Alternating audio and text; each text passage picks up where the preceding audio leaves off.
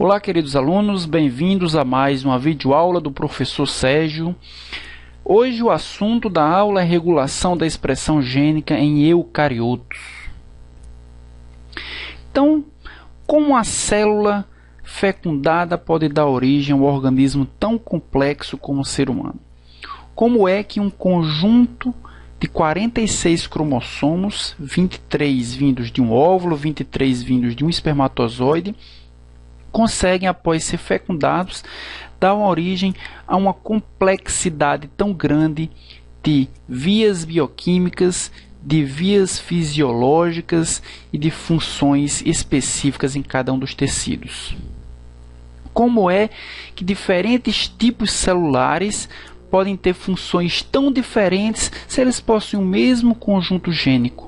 Como é que um neurônio consegue produzir os seus neurotransmissores, consegue regular o seu potencial de ação, consegue fazer suas sinapses, e um linfócito consegue produzir seus anticorpos, consegue processar os seus antígenos, consegue reconhecer citocinas e consegue se comunicar com outras células se eles possuem o mesmo conjunto gênico? Por que um neurônio não consegue produzir um anticorpo, por exemplo? Por que um linfócito não consegue produzir um neurotransmissor, se ambos têm os mesmos genes? Isso é regulado, isso é controlado pela regulação da expressão de genes. Por exemplo, se nós compararmos o genoma de um chimpanzé com o genoma de um humano, nós vamos ver que 98,5% das sequências são idênticas, ou seja, ele é praticamente todo igual. Se ele é praticamente todo igual, ele era para ser praticamente igual fenotipicamente falando. Entretanto, o que nós vemos são espécies completamente diferentes. E essas diferenças entre as espécies e essas diferenças que nós vimos com relação à função do tecido são dadas pelos genes que vão ser ativos em determinado momento. São as proteínas que vão ser sintetizadas em determinado momento. Então, na aula de hoje, nós veremos quais são as principais diferenças na transcrição de eucariotos e de procariotos, quais são os níveis de regulação da expressão de genes em eucariotos, como o genoma vai ser empacotado e qual a participação da acetilação de histonas nesse empacotamento, o que são regiões controladoras de locus e como elas conseguem regular a transcrição de genes, qual o papel da metilação das ilhas CpGs, o que é splicing alternativo, como é que é regulado a expressão pelos pequenos RNAs, pelos microRNAs, pelos RNAs de interferência, como a regulação da expressão gênica é feita pela estabilidade das proteínas e como acontece também a regulação pelos mecanismos de endereçamento de proteínas. Então, as diferenças entre as células muitas vezes é dada pelas diferenças entre as proteínas. E, interessantemente, o que nós observamos é que quando nós fazemos um microarray, que determina a expressão de determinados genes naquele momento, nós observamos que eles nem sempre estão de acordo com a proteoma. Ou seja, nem sempre os RNAs que nós encontramos em determinado momento representam a quantidade de proteínas que nós encontramos em determinado momento. Se nós fizermos um microarray, aqui está mostrando embaixo, nós podemos, nesse microarray, determinar quais são os RNAs que foram produzidos pelaquela célula, pelaquele tecido, comparar tecidos entre si ou comparar espécies diferentes para saber se aquela espécie ou aquele tecido, sob determinada condição, vai expressar mais um gene ou vai expressar mais um outro gene. Os vermelhos indicam que a expressão é muito forte, os amarelos dizem que a expressão é moderada e os verdes dizem que a expressão é muito baixa.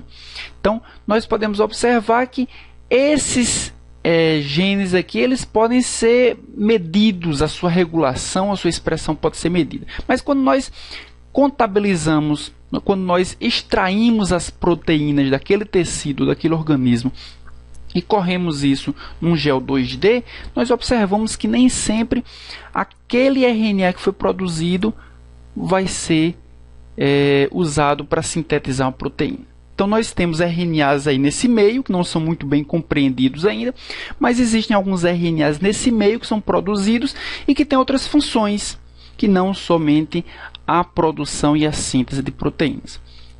Nós observamos também que muitas proteínas são comuns a todos os tecidos, todas as células, como por exemplo as proteínas estruturais, as proteínas do citoesqueleto, as proteínas do cromossomo, as proteínas que compõem os ribossomos. Praticamente todas as células, praticamente todos os tecidos vão produzir essas proteínas.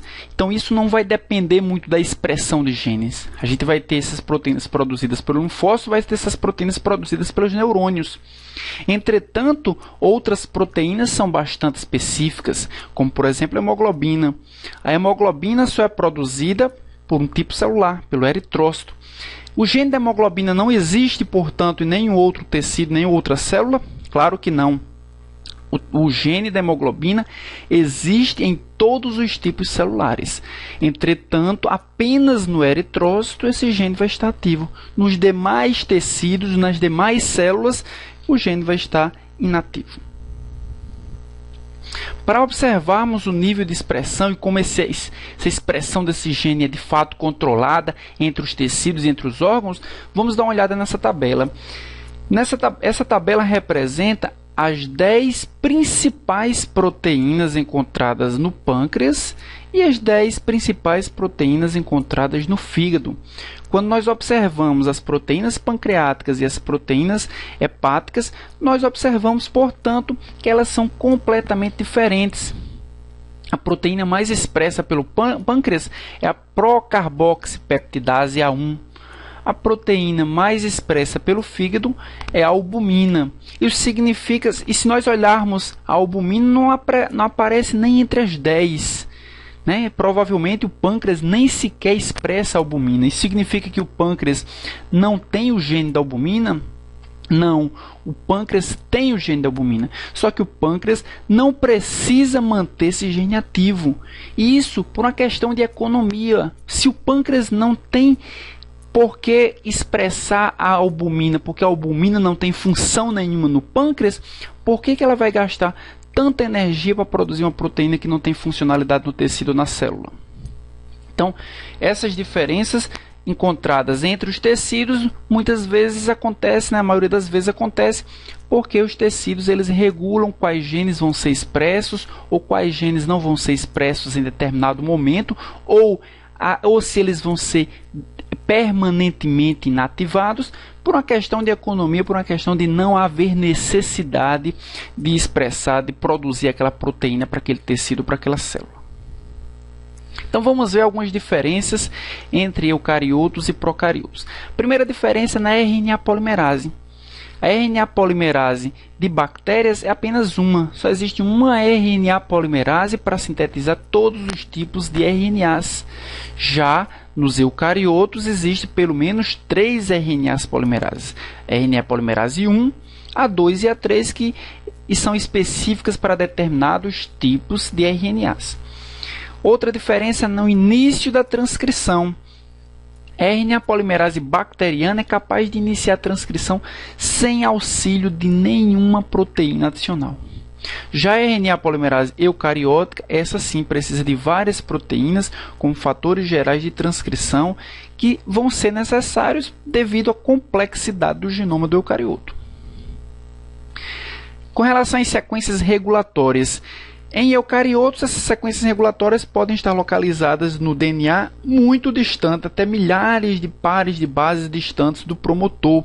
E essas sequências distantes regulatórias que estão distantes do promotor são chamadas de sequências intensificadoras e que auxiliam a formação do aparato transcricional. Já em bactérias, os genes são frequentemente controlados por uma única sequência regulatória, tipicamente localizada próxima ao promotor, que são as sequências operadoras. Nós vimos em aula passada. Outra diferença é que a iniciação da transcrição em eucariotos deve levar em consideração a compactação do DNA nos nucleossomos. Então, os eucariotos apresentam o seu DNA compactado com as histonas. E a transcrição deve levar em consideração também isso, uma vez comparando com os procariotos que não apresentam nenhum tipo de compactação. Então, observando essas diferenças, nós podemos ver que a regulação da transcrição de um procarioto parece ser muito mais simples do que a regulação de um eucarioto. Também nós observamos que os genomas dos eucariotos são genomas muito maiores. Por serem muito maiores, eles precisam de uma regulação muito mais fina. Também o DNA dos eucariotos são localizados em vários genes, ao invés de um único gene que é circular. Então, controlar um único cromossomo é muito mais fácil do que controlar vários cromossomos, né? Cada um com seu conjunto gênico. Também os eucariotos são geralmente multicelulares, apresentam diferentes tipos celulares que precisam produzir diferentes tipos de proteínas, ou seja, a regulação dessas várias células, cada um precisando expressar suas proteínas especificamente, faz com que a regulação da expressão gênica em procariotos seja muito mais simples do que em eucariotos. E não são encontrados operons em eucariotos. A regulação da expressão gênica em eucariotos ela segue basicamente 7 mecanismos diferentes, 7 passos diferentes. Ou a regulação ela é controlada no momento da transcrição, ou seja, o gene vai ser transcrito ou o gene não vai ser transcrito. Ele vai ser inibido ou ele vai ser estimulado. Então, durante a transcrição pode ser produzido um RNA mensageiro ou pode não ser produzido um RNA mensageiro. Então, o primeiro passo da regulação da expressão gênica em eucariotos. Também, depois que esse RNA mensageiro é produzido, ele é produzido na forma primária, ele precisa sofrer um processamento. Então, esse processamento pós-transcricional também é um momento onde pode ser regulada a transcrição dos genes, pode ser regulada a expressão daquela proteína.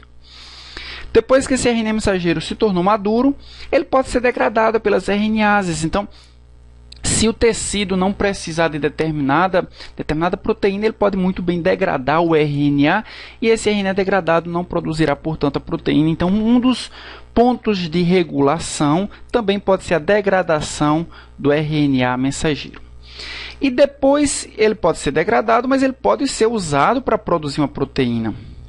Então, esse momento aqui, esse mecanismo de tradução do RNA mensageiro em uma proteína também é um mecanismo de regulação da expressão dos genes. Além do mais, a proteína vai sofrer um processamento pós-traducional, também é um ponto de regulação. Pode ser degradada, mesmo depois de produzida, ser processada, pode ser degradada e também pode ser regulada em nível de endereçamento e transporte para o seu local específico, onde tem função biológica. Então, vamos analisar o genoma humano. Então, o genoma humano é composto aqui por uma dupla hélice de DNA. Entretanto, essa dupla hélice ela se apresenta aderida, se apresenta compactada com proteínas chamadas histonas, que são proteínas básicas. São proteínas ricas em lisina, que é um aminoácido básico. Por elas serem ricas em lisina, elas apresentam uma carga elétrica positiva. E essa carga elétrica positiva ela é atraída pela carga elétrica negativa do grupamento fosfato do DNA. Por isso, as histonas se apresentam bastante aderidas às moléculas de DNA. E essa adesão ela é responsável pelo controle da expressão de determinados genes. Então, o empacotamento do DNA ao redor das histonas pode, portanto, silenciar grandes trechos do genoma, às vezes de maneira irreversível. Então, quando o DNA está enrolado, empacotado com as histonas, aquela região, aquele gene que está empacotado com as histonas, ele está, portanto, inativo. Então, a forma de inativar trechos grandes do DNA é fazer esse empacotamento do DNA com as histonas. Isso acontece porque as histonas elas recobrem muito da sequência do promotor, principalmente o Tata Box. Então nós podemos ver aqui nessa imagem as histonas enroladas com o DNA na região onde está encobrindo o Tata Box. Dessa forma, os fatores de transcrição, a RNA polimerase, não poderá reconhecer o promotor, não poderá se ligar e, portanto, não poderá transcrever aquele gene.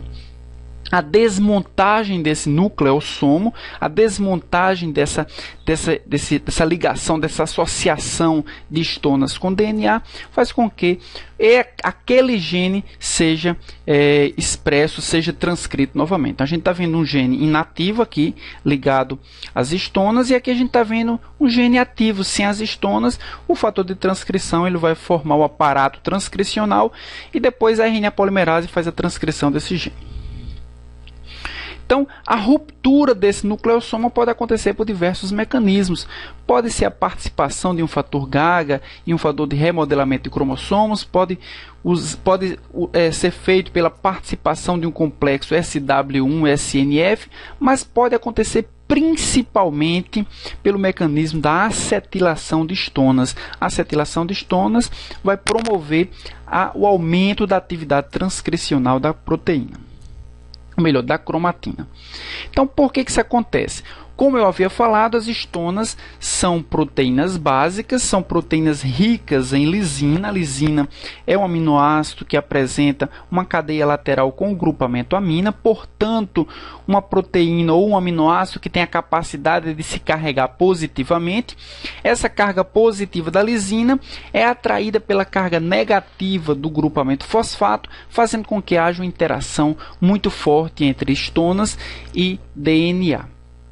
Quando essa lisina é metilada ou quando essa lisina é acetilada, o que acontece? A metilação ou a acetilação anulam a carga positiva da lisina.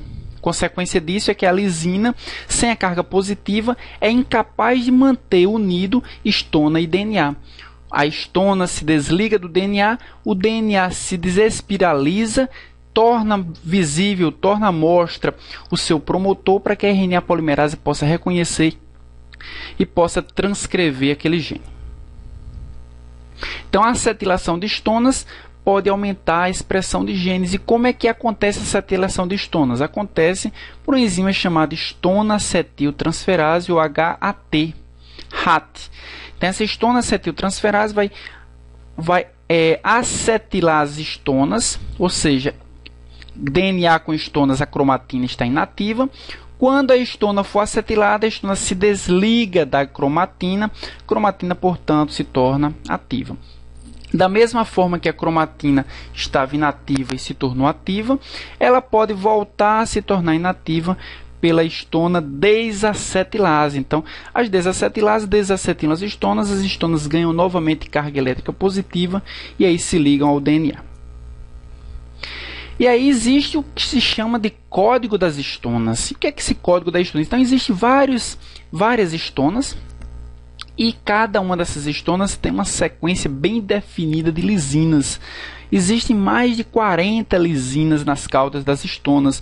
Então, dependendo da posição dessa lisina, dependendo da quantidade de lisinas nessas histonas, a gente pode determinar que determinadas histonas elas diminuem mais a expressão de genes, outras histonas diminuem menos a expressão de genes. Então, dependendo dessa carga líquida elétrica das proteínas, nós podemos ter um silenciamento maior ou um silenciamento menor, que é o que se chama de código de histonas. Então, aqui nós temos um exemplo do controle pela acetilação de histonas. Então, na presença de galactose, o fator de transcrição GAL4, está aqui ele, o GAL4, ele vai se ligar numa sequência ativadora, o AS. Então, GAL4 se liga na sequência ativadora AS, e isso vai ativar a transcrição desse gene, o GAL1, responsável pelo metabolismo, ou melhor, pelo catabolismo da galactose. Na presença de galactose, a necessidade que sejam produzidos enzimas para catabolizar a galactose. Então, isso só vai acontecer se houver galactose. Então, galactose ligado aqui ao fator de transcrição se liga nessa sequência e ativa o gene. Entretanto, se houver glicose, não há necessidade de metabolizar galactose. A célula sempre vai preferir glicose. Se não há necessidade de metabolizar a galactose, na presença de glicose, o gene vai ter que ser silenciado mesmo que haja galactose. Então, o fator de transcrição MIG1, na presença de glicose, vai se ligar ao sítio MIG1. Estamos vendo aqui, ó, MIG1, fator de transcrição MIG1, se liga ao sítio MIG1, e ao se ligar ao sítio MIG1, ele vai atrair o fator TUP1.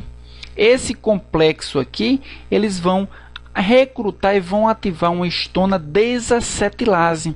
Se a histona for desacetilada, o que é que ela vai fazer? Ela vai se ligar nessa região gênica, a histona vai estar desacetilada, vai inibir ou vai silenciar essa parte da cromatina, fazendo com que o gene GAL1 não seja transcrito se houver glicose. Outra forma de controlar a expressão gênica em eucariotos são as regiões controladoras de locus, as chamadas LCRs, que são sequências de DNA para o estabelecimento da configuração aberta da cromatina. Então, elas são capazes de inibir ou são capazes de ativar determinadas sequências gênicas, isso dependendo do momento evolutivo do ser vivo. Exemplos de controle da expressão gênica pelos LCRs são a expressão gênica da globina, né, em determinados momentos e em determinados tecidos. Então vamos dar uma olhada aqui. Ali em cima nós temos o gene da globina. Então nós temos a globina, o gene epsilon, o gene gama, o gene delta e o gene beta. Por que existem vários genes para sintetizar a globina? Porque a globina, dependendo da fase embrionária do ser vivo, ela apresenta-se com composições diferentes. As hemoglobinas embrionárias são formadas principalmente pela expressão dos genes zeta e epsilon. A hemoglobina fetal, principalmente pela expressão dos genes alfa e gama, e a hemoglobina do adulto pela expressão dos genes alfa e beta. Então, a hemoglobina do adulto é formado por 4 subunidades, sendo 2 alfas e 2 betas. Se a gente olhar nesse gráfico do lado direito, nós podemos observar que na fase embrionária apenas a globina zeta é produzido, mas essa globina zeta perde logo a sua produção, diminui muito a sua produção. Menos de 12 semanas de idade gestacional não há mais produção nenhuma de globina zeta. E é nesse momento da fase embrionária, que diminui a hemoglobina zeta, que começa-se a produção da globina gama. Então, nós podemos ver aqui que a zeta está diminuindo, a gama começa a ser produzida juntamente com a globina alfa. Então, a hemoglobina fetal é justamente a alfa mais a gama, a combinação das cadeias alfa com as cadeias gama. E é só no período do adulto, ou seja, quase no momento do nascimento e logo após o nascimento, que a globina beta começa a ser produzida, e aí nós temos obviamente uma proporção muito grande de globina alfa e de globina beta em relação à globina delta e à globina gama. Portanto, a hemoglobina do adulto, a maior proporção, mais de 90% de toda a hemoglobina do adulto é alfa 2 beta 2. E por que isso acontece?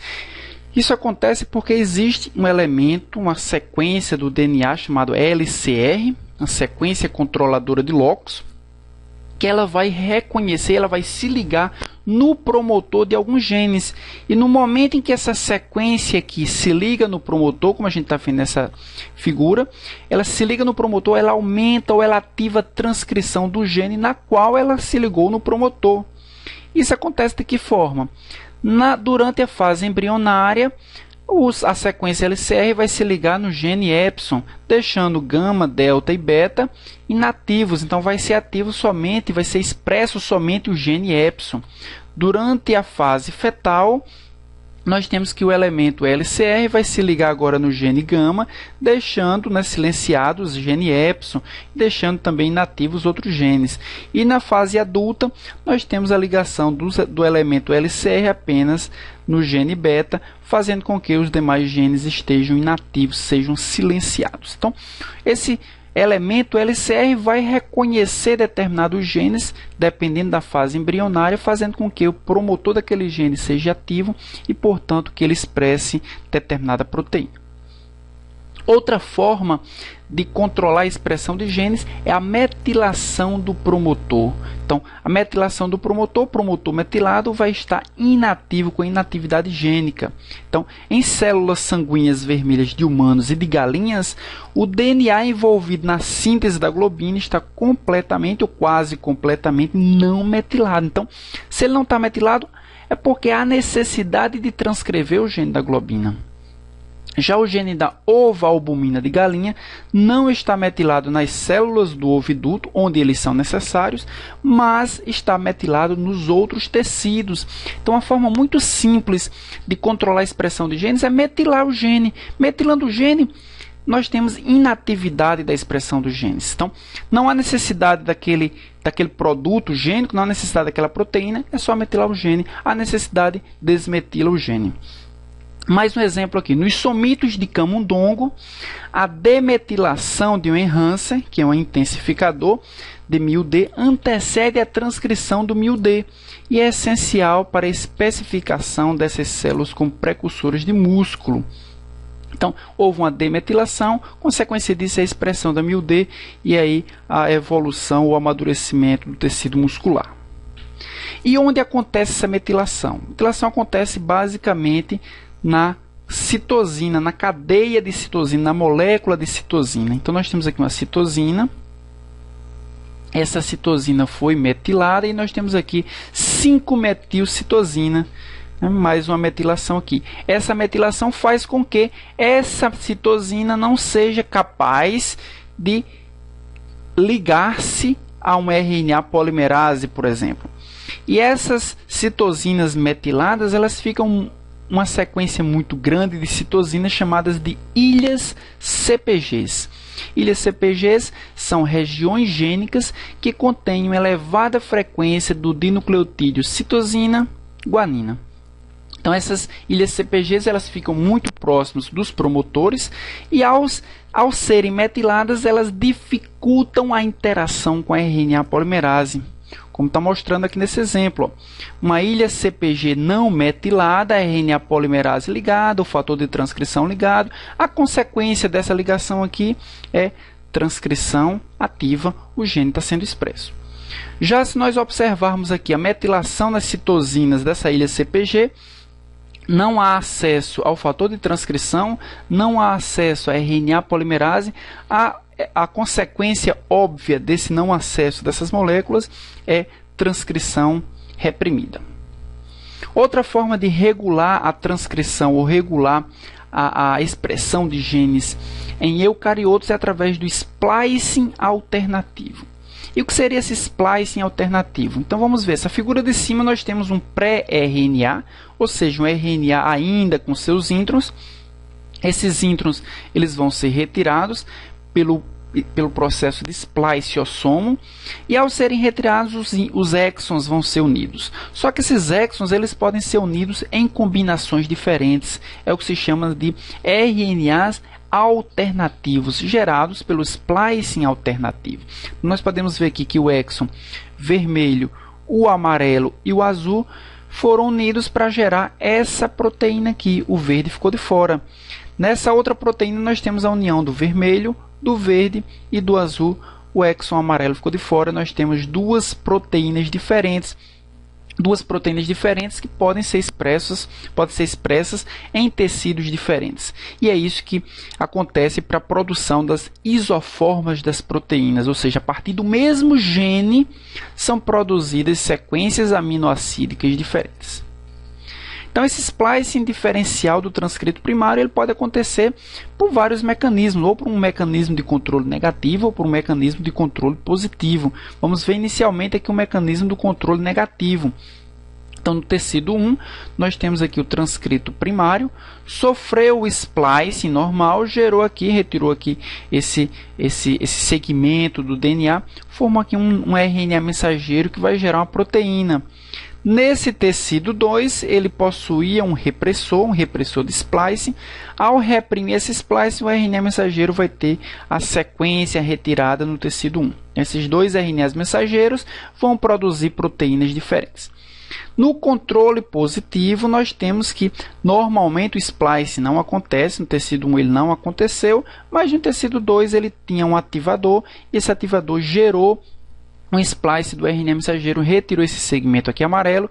Nós temos dois RNAs mensageiros com sequências diferentes, consequentemente vão gerar proteínas diferentes.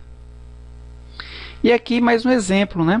Nós temos a miosina é esse gene aqui, nós temos todos os exons que compõem a miosina, esses espaços são os introns, a região 3' a região 5', e dependendo do tipo celular, a combinação de exons vão ser diferentes, dependendo se essa miosina vai ser encontrada no músculo estriado, no músculo liso, no mioblasto, no hepatoma, no cérebro, nós temos combinações de exons diferentes que obviamente vão gerar proteínas diferentes. Então isso é uma forma também, através do splicing alternativo, é uma forma dos tecidos ou das células organizarem qual proteína vai ser expressa em determinado momento, sem precisar alterar o gene. Então isso é uma explicação também de por que nós temos praticamente 30.000 genes, mas nós temos mais de 100.000 proteínas. Então a gente tem muito mais proteínas do que genes, muito porque cada gene pode se combinar de diversas formas para gerar proteínas diferentes. Também a expressão dos genes em eucariotos pode ser regulado pela estabilidade do RNA mensageiro. Então o RNA mensageiro vai ser produzido, esse RNA mensageiro vai ser usado pelo ribossomo para produzir uma proteína. Só que se em determinado momento aquela proteína não for mais necessária, a célula pode degradar o RNA mensageiro.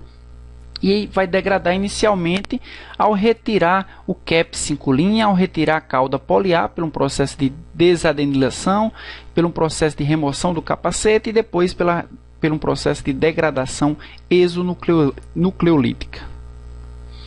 Também a regulação da expressão dos genes pode ser feita ou pode ser alcançada pela expressão de RNAs, os chamados pequenos RNAs. Então, os pequenos RNAs eles foram descobertos muito recentemente, mas hoje se sabe que eles são RNAs regulatórios.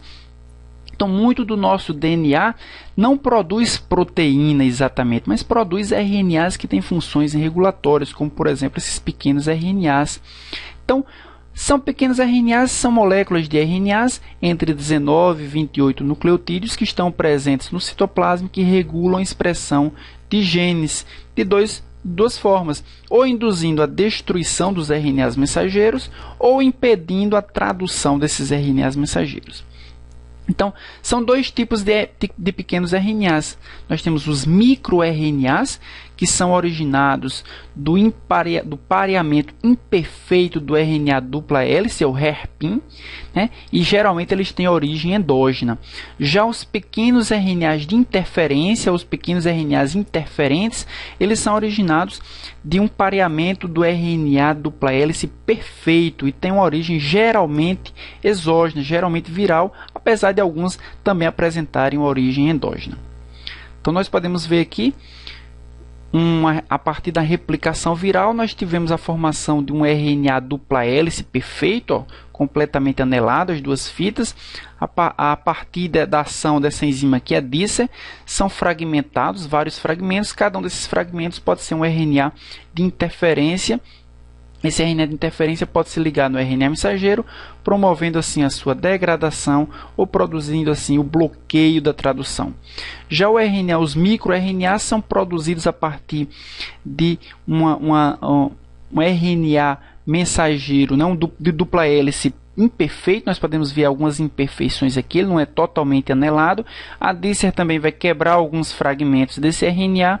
Esse microRNA também vai ter a função de se ligar ao RNA mensageiro, produzindo ou induzindo a sua degradação ou também o seu bloqueio da tradução. né? Então, o bloqueio da tradução ele é conseguido quando a formação de uma dupla hélice de um RNA mensageiro com RNA, uns microRNAs ou RNA de interferência, o ribossomo não consegue, portanto, traduzir aquela faixa, aquele trecho do RNA mensageiro.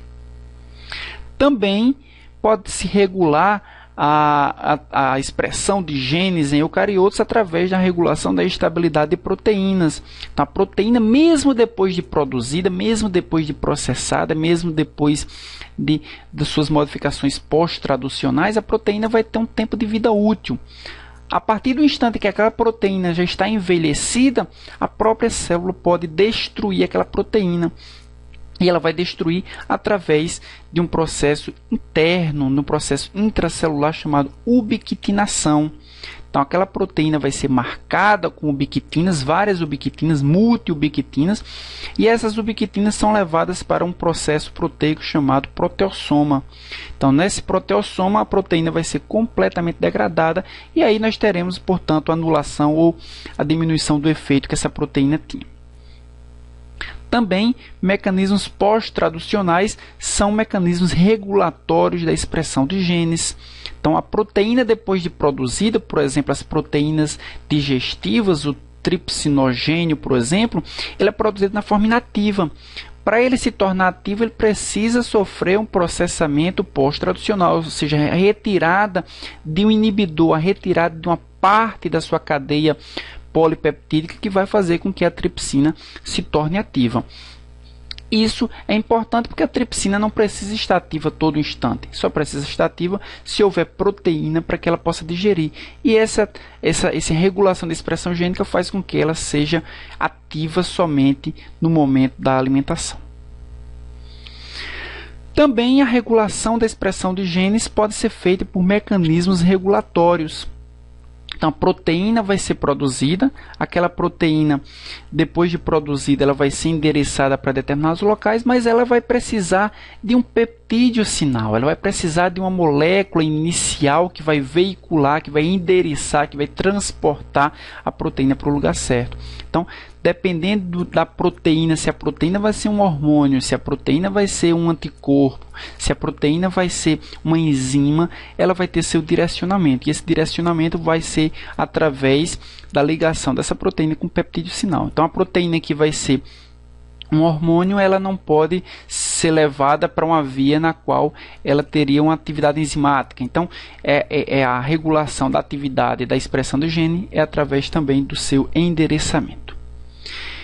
Então, vamos ver aqui duas animações. Uma animação, nós veremos os mecanismos epigenéticos, ou seja, os mecanismos de regulação gênicas que não são relacionados com a sequência do DNA, e posteriormente o mecanismo dos RNAs de interferência. Epigenetic regulation encompasses a number of different modifications to the chromatin. These include methylation of the DNA on cytosine bases, a modification that can further be oxidized, as well as modification to the histone tails that emanate from the core of the nucleosome.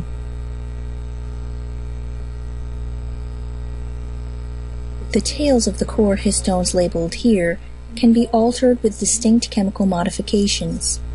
Examples of these modifications include methylation for histone H3, acetylation for histone H4, and phosphorylation for histone H2B. Euchromatin is often characterized by a more open and accessible state of the DNA, one in which transcription factors have access to their cognate binding sites, and can therefore recruit enzymes like histone acetyltransferases that acetylate histone tails, and activate genes by recruiting components of the basal transcriptional machinery, including RNA polymerase. Heterochromatin, in contrast, is thought to be characterized by a more repressive, tight bundling of nucleosomes, which impedes transcription factors from gaining access to regulatory sites on the DNA.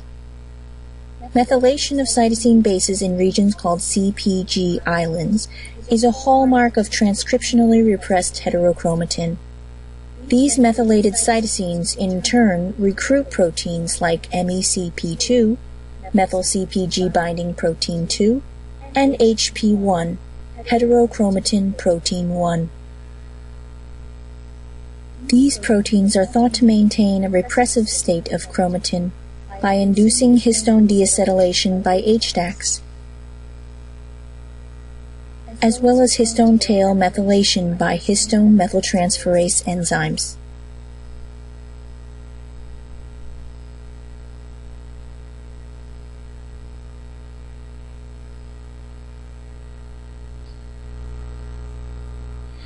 E agora vamos ver o mecanismo do RNA de interferência.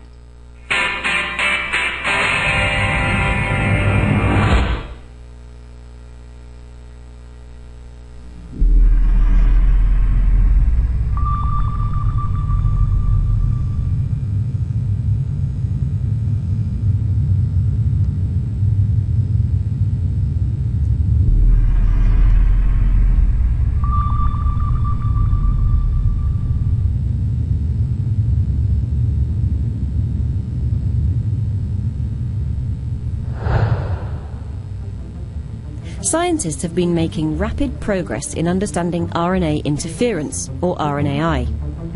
Many organisms use RNAi to control genes, and it can also be used as a tool in the laboratory, and in the future perhaps as a therapy.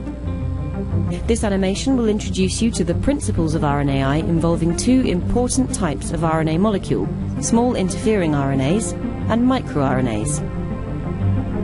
Eukaryotic cells have many sophisticated ways of controlling gene expression. In the complex environment of a cell, these mechanisms need to be precisely targeted. There's a group of mechanisms that use small RNA molecules to direct gene silencing. This is called RNAi. Inside the nucleus, most genes that encode proteins are transcribed by RNA polymerase II. The primary RNA transcript is processed by splicing and forms a mature messenger RNA, sometimes called mRNA. The messenger RNA is then exported from the nucleus into the cytoplasm. Here, ribosomes catalyze translation of the messenger RNA to form polypeptide chains that fold into proteins. But this is also where some small RNA molecules can have their silencing effects. There are several types of regulatory small RNA. Small interfering RNAs, known as siRNAs, are derived from longer double-stranded RNAs that are either produced in the cell itself or are delivered into cells experimentally. The introduction of siRNAs, or double-stranded RNA, is widely used to manipulate gene expression. MicroRNAs are another type of small RNA.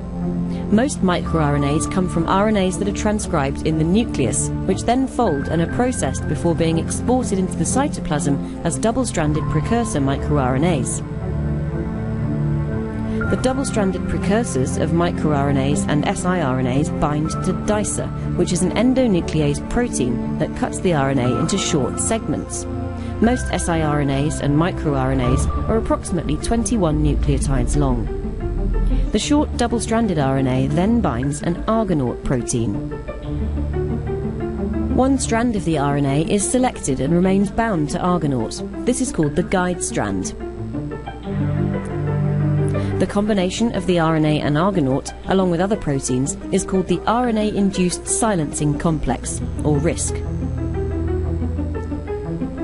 siRNAs direct RISC to bind to specific messenger RNAs. The targeting is precise because it's determined by base pairing between the siRNA and the target messenger RNA. siRNAs often have perfect complementarity to their target sites. Once bound, Argonaute catalyzes cleavage of the messenger RNA, which will then be degraded. MicroRNAs also guide RISC to messenger RNAs. Usually only part of a microRNA, known as the seed, pairs with a target messenger RNA. This imprecise matching allows microRNAs to target hundreds of endogenous messenger RNAs. Targeting by a microRNA can lead to messenger RNAs being degraded or translation being inhibited. Argonauts and their small regulatory RNA cofactors are found in plants, animals, fungi and some bacteria, and their importance in a multitude of biological processes and as tools continues to be revealed.